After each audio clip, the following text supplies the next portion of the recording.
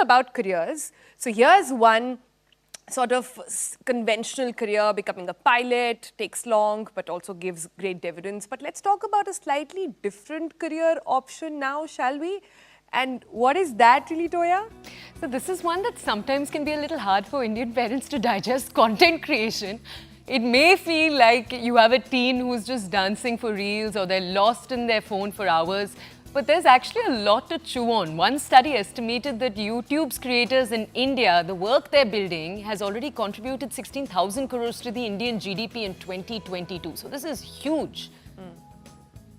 Yeah, and I think the trend is changing as well. I think people are warming up to the idea of kids being content creators and being online. So we thought we'll speak to one today. And she's somebody who has a very interesting past. She used to be a journalist, used to be a colleague at CNN News 18. Satshya is with us now. Hello and good morning. Thanks so much for joining us. But before we do come to you, let's quickly tell our viewers what Satshya does in her own very unique way. Watch. I'll have a dosa. It's not dosa, it's dosai. No, it's dosha. Don't listen to them, it's dosai. You're all wrong, it's actually dosa. And some sambar. It's sambar. Oh, easy. All right, awesome. We have Satshya with us this morning. Satshya, thank you for joining us. Good morning. Satshya, you used to work in the CNN News 18 newsroom. We just played out one of your reels for our audiences today. You've racked more than 300,000 followers. How did you get into content creation from being a journalist in a newsroom? What's that journey been like?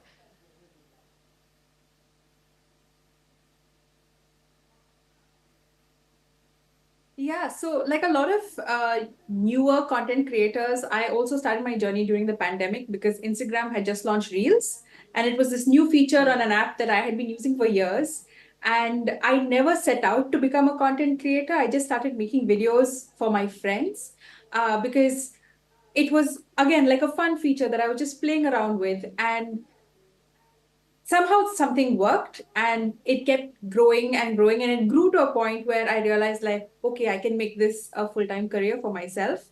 How I started off basically was, to give some context, I'm from Mangalore and I've lived there all my life, and then suddenly I moved to Delhi for work.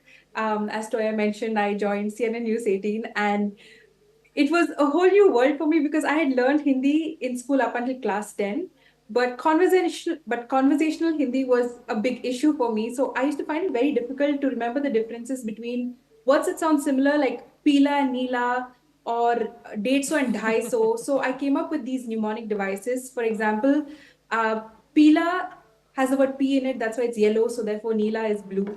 Or 150 and 250, dhai requires more effort to say, so it's the bigger number. Or even dai and bai, if you left and right, if you hold up your hand like this, your right hand side forms a D, so it's dai, and your left hand side forms a B, so it's bai. So these are things that I just would share in my videos to help my friends who are in a similar situation like me, who had moved to North India and were struggling with Hindi. And these videos sort of picked up. All right, Satshya, I don't ask what made you quit journalism. That's a question we'll keep for offline. But I want to understand, what was the moment you discovered that, hey, you know what? I understand content, and maybe, this can be a permanent career for me. The dive, yeah. So to move from a full-time job to doing something like content creation, which is a brand new field, is very unpredictable, was quite scary. But I just went by rationale, where I decided that once I was making more money in content creation than I was in my full-time job, that's when I would quit.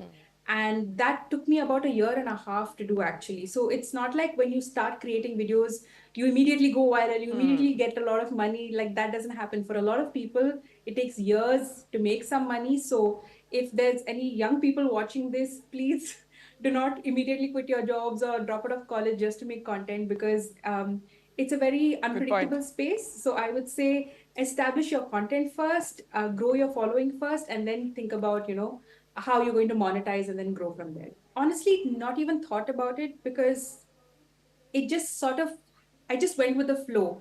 I realized that this is a growing field. it's growing really well right now, so I might as well ride the wave now while it's going well before, you never know when things are going to go kaput. This is some very sensible advice. Satshya, tell us, if one watches your videos, your experience being a South Indian person in North India, that's something that's very central to all of the videos that you put out. Is there a message you're trying to give viewers? Oh, I've always thought about it as a way to sort of educate people through fun. It's like kind of putting vegetables in Maggie, right? Like how our parents used to like convince us to eat vegetables by giving us something yummy along with it. Um, it I never really thought about my identity as a South Indian until I moved out of my little bubble. And that's when I realized that a lot of people in North India probably haven't come across South Indians themselves. So what they know about South Indians are from pop culture or from movies. So a lot of the stereotypes that they have are all from, they're born out of ignorance rather than malice. So I've heard ridiculous things like, oh, do you speak South Indian? Or Chennai is in Kerala, right? Or like, so I couldn't even believe that people had these notions. But then I realized that there's no point in being angry about it or ranting about it because nobody likes being lectured to. So I decided, let me all the irritation that I have, let me channel it into funny videos and then bring across these situations and these scenarios and then make a joke out of it. So that even as someone who's watching, if you were in that situation and you made a comment like that, you wouldn't feel attacked, but you'd laugh along with the joke, but then realize that you probably shouldn't do it the next time. So many South Indians still in the newsroom listening to you, some including our TBC, people who work on the program, our producers are going to be highly kicked when they hear you say that. But, recently your personal life also took a twist. You're a mum. Congratulations. How that's going? I think just your entire world changes itself because you can draw a very clear demarcation of life before the baby and life after. Um, Everything, like even planning this interview itself, right? If it was before, you could just tell me like 1 hour in advance and I'd be like, sure, let's do it. But this, we had to plan it a couple of days prior. I had to figure out my schedule. I had to feed her a certain time. I had to put her to sleep a certain time. And we have a very short window within which we can record this. And then I have to go back and feed her again. So yes, the world has changed completely. You think a lot more about safety, pollution, all of these other factors, because now you're thinking about someone else and not just yourself. But yeah, I don't want to make it sound scary and that motherhood is like this whole scary experience. It's different. Every day is different. It's very humbling because now your plans for life or your plans for the day itself can shatter at any moment because your baby decides to wake up an hour early, and then your whole Mom routine math. goes for a toss. Yeah. And Satshya, before we let you go, right before you leave, can you do your trademark phrase for us once? Okay. Okay. I'll do a countdown. 3, 2, 1. Easy. Awesome. All right, Satshya, thank you so much for taking out the time to join us early in the morning. All right, we're going to